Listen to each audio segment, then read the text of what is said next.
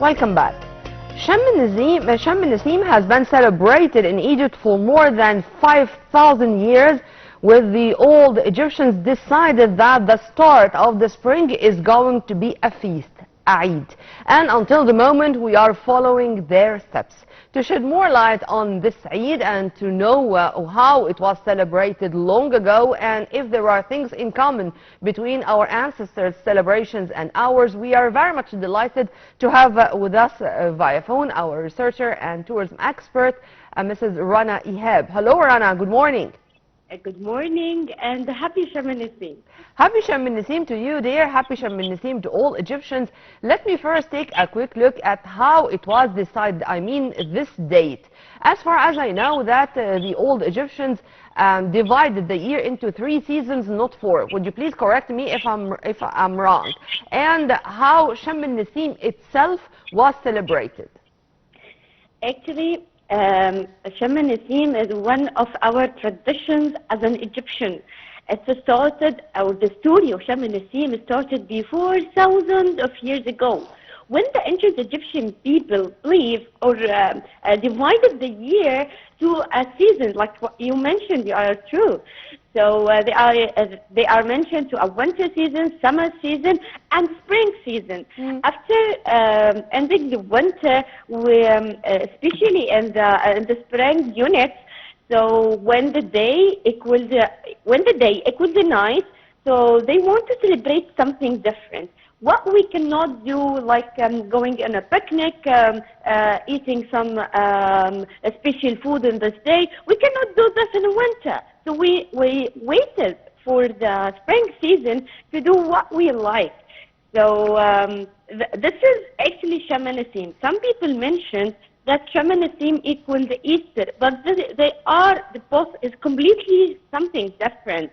Sham al-Nasim is an ancient Egyptian tradition we still use till today. People going to the picnics, going to the gardens, enjoy with the sun, enjoy with the amazing weather of the day itself, eating some special food like what we did till this day. It's about fasik, which is salted fish and. Exactly. But are you telling me, Rana, that we do eat the very same meals our ancestors ate thousands of years ago? I mean, they had also colored boiled eggs and the very same way of celebrating with some vegetables besides the salted fish, stuff like that. I mean, do we have drawings on our temples or in our papyri saying so?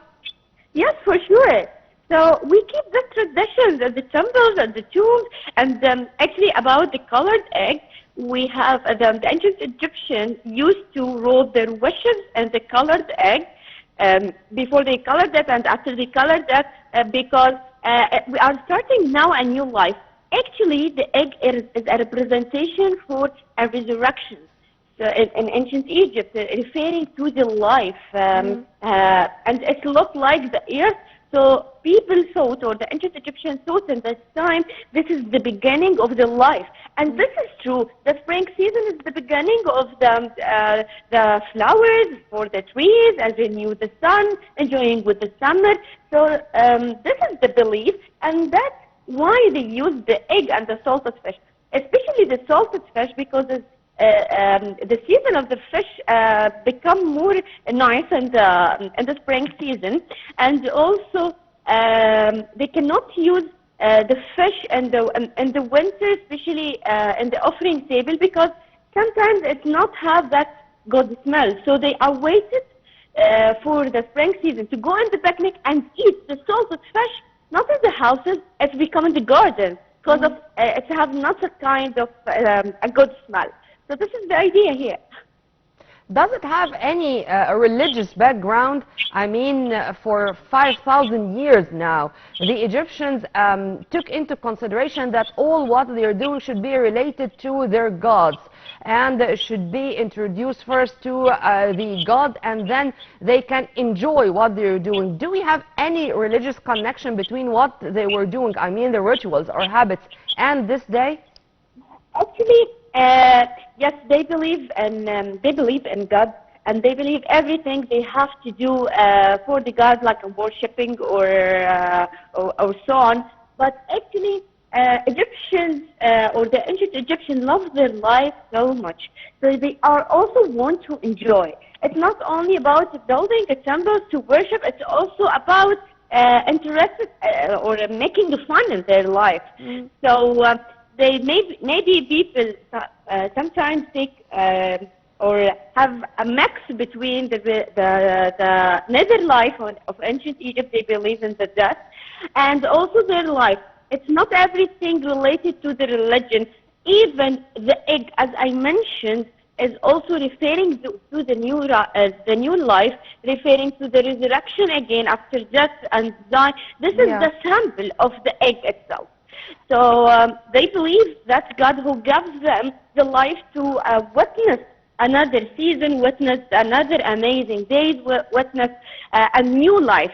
So the new life who gives, the one who gives for the Egyptian is actually the God. And here is the idea of mix between the religion and the tradition. Is it the fact that we took the name of Shem al-Nessim from Shemu, or how the old Egyptian pronounced or named the day? Yes, that is true. So for that reason, I mentioned it's not an Easter, it's Shem al-Nessim. And Shem al-Nessim, when we translate it into English, it's inhaling breeze. Yeah. So inhaling breeze, we smell a good things like for the flower smell and the other things. So it's not an Easter. And Shemu is one of the ancient Egyptian seasons that's mentioned in ancient Egyptian language, and we can find that in many papyrus and a celebration like what we end today. So this is the meaning of Shem or Shemu, and it's because a lot of civilizations was in Egypt during 400 or 300 years ago. So each one take this word and translate it according what he believe, or make it easiest for the people who pronounce the language for this civilization or for this tradition. And this means also that Shemu is or means renewal of life. True? Yes, exactly. Great. Egypt was all the time a melting pot. We have not lost our identity in any age, in any era. Exactly. At the time, Egypt was mostly Christian. After that, after the Islamic conquest, Egypt is both Muslims and Christians. But we are still celebrating our feasts. And this is purely Egyptian. Yes, we have something actually amazing at this point. That's why we celebrated the Shem al-Nessim on Monday Easter, or Easter Monday. Yes, and why especially this day? I want to make it more clear, because when we mentioned Shem al-Nessim is the Coptic. Coptic means Muslims and the Christian, because a word Coptic means Egyptians. Egyptian without referring to their religion. I am a Muslim Copt. Yes, exactly. So if we look for the Christianity, because the Christianity in Egypt before the Islam, so we will find that they delay the day of Shem al-Nessim, because we have a feast for the Christian people this day, and they're celebrating their Eid yesterday. So they are waited to finish their feast during all of these 55 days. After they doing and they taking their breakfast, they start to eating meat and fish. They are celebrating now Shem al-Nessim, and they eat the salted fish and the eggs, because before that they didn't have to do that. So they delayed the celebration until they finish the feast. And when we back to the Muslims, we will find also during the month of Ramadan, if the month of Ramadan come with a Shem al-Nessim, they delay eating, or they delay the celebration of Shem al-Nessim until also they break their feast. So it's a completely something tradition running in our blood from that time. So We're Let me going also ask you, according to Rana. our... Yeah, Yes? let me also ask you about the celebration itself. I mean, all Egyptians were celebrating Sham al-Nasim. Here, I mean, it's not only the kings and queens, it's not only the nobles, but all Egyptians. I mean, the very simple Egyptian, the farmer, whoever is he, or whatever is his or her, of course, social sect, we were celebrating. I mean, this has nothing to do with a special class, true? Exactly. Actually, the government gave us on this day a national holiday. So you will find No, I mean all the thousands of years Egyptians ago. in the gardens looking for a suitable place, gathering together, because this is one of our traditions, gathering together and eat and visiting families. This is how the ancient Egyptians, and this is how we are in now. So the government also never ever forget what is the traditions of the Egypt, what the traditions of the people, how they are celebrating, going on the gardens. Actually, if you going now around the gardens of Egypt, or especially in Cairo, you will find that completely full of people from completely different stages from the society, and you will find all of them gathering together, eating together, celebrating together, because this is how we are like before thousands of years ago, and we This will is it. never This is forget. my point, Rana. I mean that this was the case for thousands of years and until the moment. For thousands of years, we are all celebrating together. With all the social sects, with all the social classes, there is no difference. Whenever you are Egyptian, you do have your feast and celebrate it the way you like. This is my point. Yes, And if you exactly. permit This me, is I'd like completely true. also to focus more on other features of the celebrations. I mean, as you've kindly mentioned, you mentioned a very important, nice point, that the Egyptians for thousands of years were keen to enjoy their lives, to seize Yes. any opportunity to enjoy what they are doing. So beside eating, beside the colored eggs and the salted fish, do we have any other features, special songs, for example, as we do nowadays, to have a special songs for spring, or to receive springs with music and with some artistic shows or stuff like that? Yeah, yes, you know, the idea here, especially in that the people, I want to shed the light on a very important thing, that in the time of the ancient Egyptians, they used to celebrate front of the pyramids, for example, because this is the main thing they are very proud to do, something like that, and they are waiting for the sun on the sun rays, doing some musical shows. Anyone have and a talent on anything, he can do it. But you know, this is look like a kind of a quiet day from what we are working all the time or all the year. So we need it for enjoy with the ear, enjoy with the weather, enjoy with the eating food, that to have maybe a one occasion in the year to eat like a salted fish, prepare that. This is here the kind of celebration in the ancient Egyptian time. According to the music and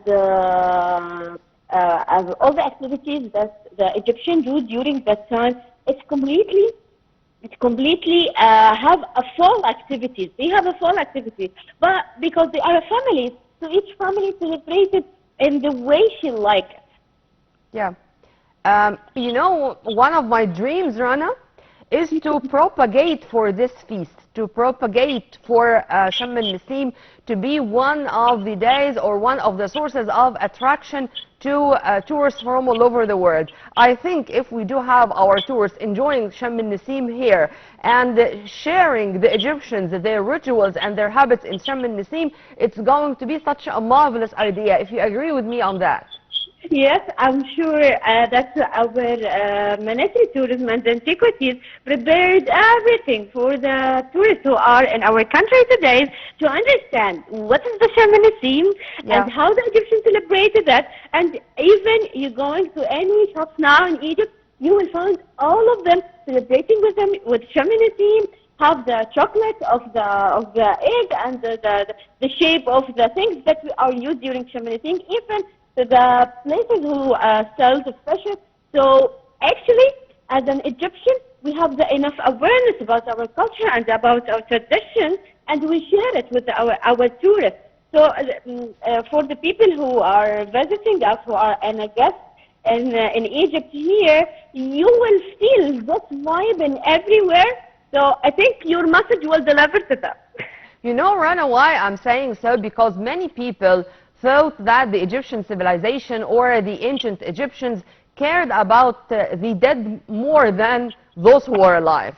And taking into consideration that even the tombs of their deceased should be even better and more luxurious than the houses they are living in. But Sham al-Nasim is a symbol of renewal of life, is telling the world that there was this kind of balance between life and death. And to, as you've kindly mentioned, to make sure to all who misunderstood our rituals and our habits as old Egyptians as only, as I said, caring about death, but we do care also about the renewal of life, and we think about death as only a gate between a life and the other one. If you want to elaborate on that too. Yes, sure. This is what gives us the energy to build the pyramid. The life, enjoying the life. It's not only about the work. So if we didn't enjoy our life, our civilization didn't have all of that mentioned to reach to us today. So we enjoyed in our life. We did everything in our life. We are not only thinking about death and the nether life, and no, we enjoyed in our life so much. Actually, Egyptians have a lot of festivals during the year. So each day they having a kind of celebration they are doing in their life, because actually this is the Egyptians. They are so funny and they are very down to the earth. For this reason, when any tourist visits us, he mentions that Egypt, one of the most amazing destinations to have your tours in, because actually we have a life, and we have a very, very famous idiom we mentioned here in the Egyptian for the people who travel and they want to back. If you drink from the Nile River, that you will back again to Egypt. Yeah. Here is the idea. Rana, one final question. I think we are the first civilization, or at least one of the first civilizations, who used to have flowers as a gift. If I wanna say something nice to someone, if I wanna visit a sick person, if two people are in love, they exchange flowers as gifts. And I think this was our invention. This was one of our features as ancient Egyptian civilization. True? Yes, this is true. And I want to mention also the flowers, like lotus. It's one of our symbols. As we mentioned Upper and Lower Egypt, we mentioned lotus and papyrus. We mentioned lotus. Actually, we have a flower of lotus in our offering table. We offer this to God, not only for the people. And the papyrus for sure, because this is a very, very amazing paper to root your thoughts, to root what you are believe in. So both of them are flowers. And when we are talking especially about the lotus, ancient Egyptian people love the lotus so much because the idea how the lotus is grow up. It's coming on the lakes and on the Nile River. So it's grow up from the underneath of the water of the Nile River. Then it's going up. So when it's going up, nothing or any dust come on this flower. It's dismissed it to be a pure flower. So the lotus is a symbol for a purity in ancient Egypt. It's a symbol of purification in ancient Egypt. We have a lot of queens holding those flowers. We have also in a festival. We appreciated flowers, and we knew how it can be such a gesture to give someone a flower. This is such a gift. Which cannot be compared with any other thing, whatever it is. Rana, I enjoyed our discussion. Happy Sham al-Nasim, and we hope that, inshallah, next time you are going to be our guest live here in the studio. Promise? Hello? I hope it's a promise. Well, we were very much delighted to have with us via phone Rana Ehab, our tourism expert and our researcher. Well, ancient Egyptians believed that Shem al-Nessim marked the beginning of world creation. Ra, the sun god, sails with his boat in the skies and anchors on the top of the Great Pyramid, a journey that symbolizes life and death. Let's watch, and then we are going to turn back with more. Egypt celebrates the Spring Festival